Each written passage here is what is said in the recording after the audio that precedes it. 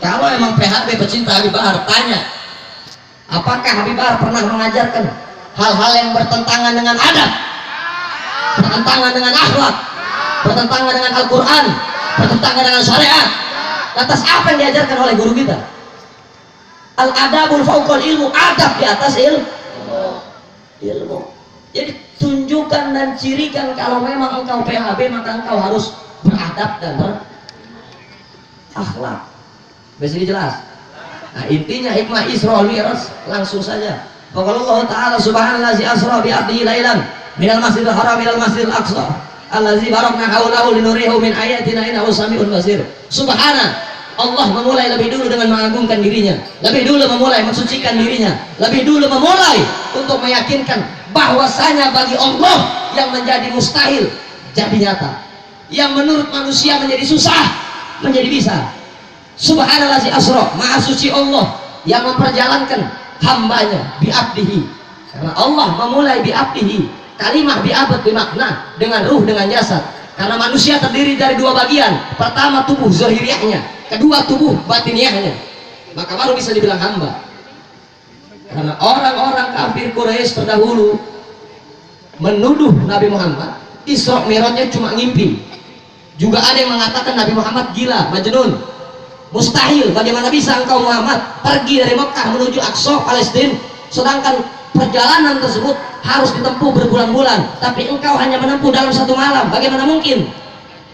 Bagi manusia yang akalnya terbatas memang tidak mungkin, tapi bagi Allah yang maha berkuasa yang menciptakan akal, innama amruhu idza arada syai'an ayyakula lahu kun, maka yang mustahil menjadi mungkin. Betul? Subhanallah asra bi 'abdihi, Allah memperjalankan, memberangkatkan Nabi Muhammad Isra wal Mi'raj dengan jasadnya juga dengan ruhnya. Jadi satu kesatuan dalam dua bagian, tubuh zahiriyah dan tubuh batiniyah. Lailan, Allah memberangkatkan Nabi Muhammad pada malam hari lailan.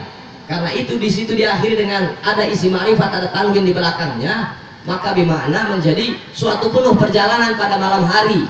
Kalau diawali dengan isim nakirah di belakangnya alif lam bimakna subhanallazi asra bi 'abdi al-lail, artinya Rasulullah berangkat cuman setengah malam, bisa 2 jam 3 jam, tapi karena diakhiri dengan isim ma'rifat di belakangnya itu tasrif, maka berarti Rasulullah dari Mekah sampai Al-Aqsa itu membutuhkan waktu sepenuh perjalanan malam, berarti bisa 24, bisa 23. Yang jelas artinya satu perjalanan penuh pada malam hari, sepenuh malam. Subhanallazi asra bi 'abdihi lailan minal masjidil haram ilal masjidil aqsa. Dari mulai Masjidil Haram sampai Masjidil Aqsa, Rasulullah mengajarkan kita dalam Isra wal Mi'rajnya adalah bagaimana cara beradab, beretika, bertata krama. Rasulullah walaupun menjadi penutup para nabi, diangkat kerasulannya paling terakhir, tapi Rasulullah menghormati dan adab kepada nabi-nabi terdahulu yang diperintahkan oleh Allah untuk salat sunnah 2 rakaat di Masjidil Aqsa atau Baitul Maqdis Palestina. Jadi Rasulullah mengajarkan kita adab dan akhlak. Man la adaba lahu la ilmu lahu. Siapa orang tidak beradab maka dia tidak berilmu. Mau dia siapa kek, kalau dia nggak punya adab, nol, tong kosong. Sampai sini jelas?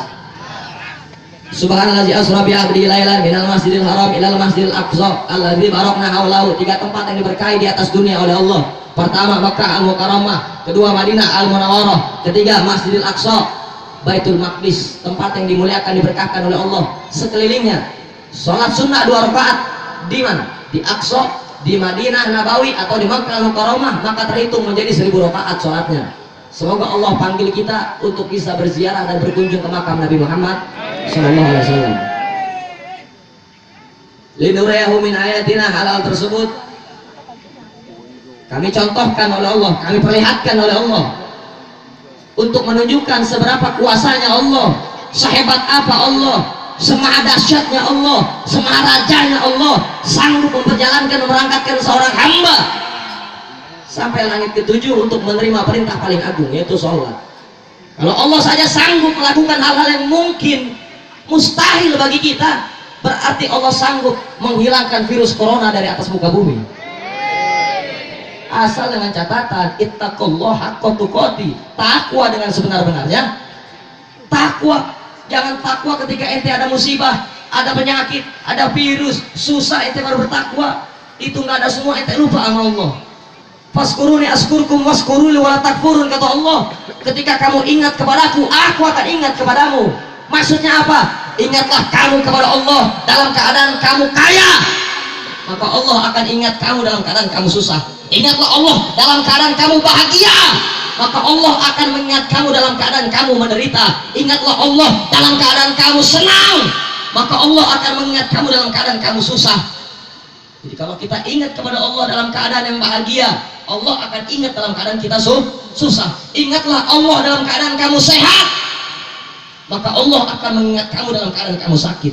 Jangan sekarang ada virus begini, wala ini, wabah ini, ente baru ingat kepada Allah. Maka ujian bagi orang beriman, Allah turunkan wabahnya di Cina, virusnya di Cina, tapi kebagian kepada orang Indonesia. Ada apa pertanyaannya? Muhasabatun nafs, ada apa di Indonesia sehingga Allah uji kepada orang-orang beriman? Habibnya banyak, walinya banyak, kiainya banyak. Dari zaman dulu, zaman bahula, Indonesia mau diambil sama company, sama penjajah, nggak bisa. Kenapa? Karena banyak ulamanya, banyak habaibnya, banyak walinya, banyak orang-orang yang taat kepada Allah, sehingga Allah lindungin ini negara.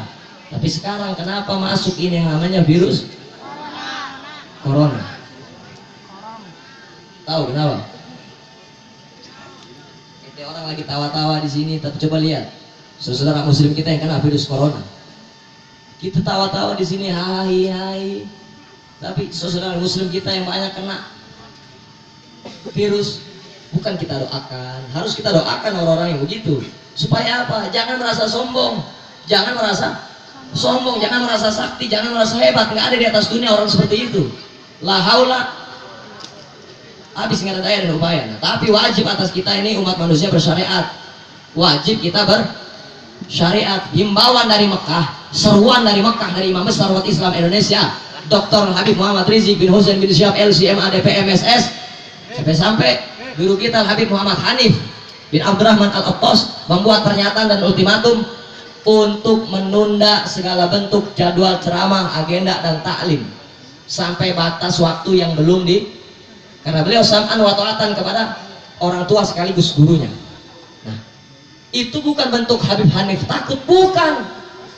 Ulama-ulama kita sesuai ijma, sesuai kesepakatan MUI, sholat Jumat kemarin bukan ditiadakan, bukan, tapi dijalankan di mana daerah tersebut belum terindikasi terkena wabah virus. Kita sebagai warga Indonesia, sebagai umat Islam, jangan debatin, apalagi ngerengkal kalau dibilangin sama ulama. Mending lu kalau jalan sholat Jumatnya, kalau kagak bacot doang. Sampai sini jelas? Siap taat? Siap ikut komando ulama? Takbir! Akhir kata,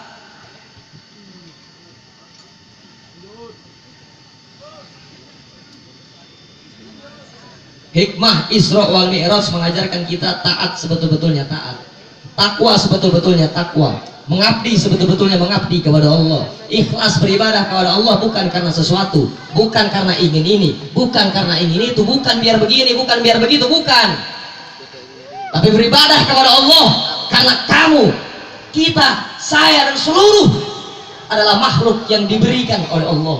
Diberikan apa? Hidup. Kita bisa hidup karena dihidupkan. Kita bisa melihat karena diberi penglihatan. Kita bisa mendengar karena diberi pendengaran. Kita bisa berkata karena diberi perkataan. Kita bisa merasa karena diberi rasa.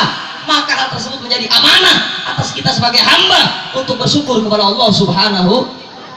Kira-kira sampai sini jelas?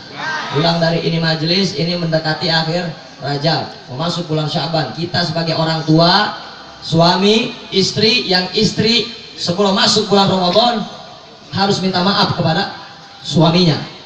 Istri ada di sini, istri ada nggak di sini udah jadi istri? Ada apa enggak? Jawab jujur, ada apa enggak?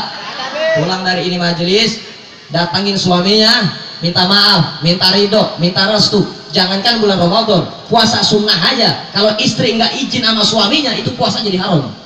Hati-hati kalau dalam bab fikih itu nggak bisa nego, mutlak. Nah, masuk bulan Ramadan, ini istri wajib izin, minta maaf, ridho, kepada suaminya. Jangan jadi istri-istri yang durhaka. Suaminya juga muhasabah. Bagaimana jadi imam yang baik bagi suami, bagi istrinya, imam yang baik bagi anak-anaknya, ayah yang baik bagi anak-anaknya, maka berubah. Ini masuk bulan Ramadan, jangan sibukin mancing bae lo.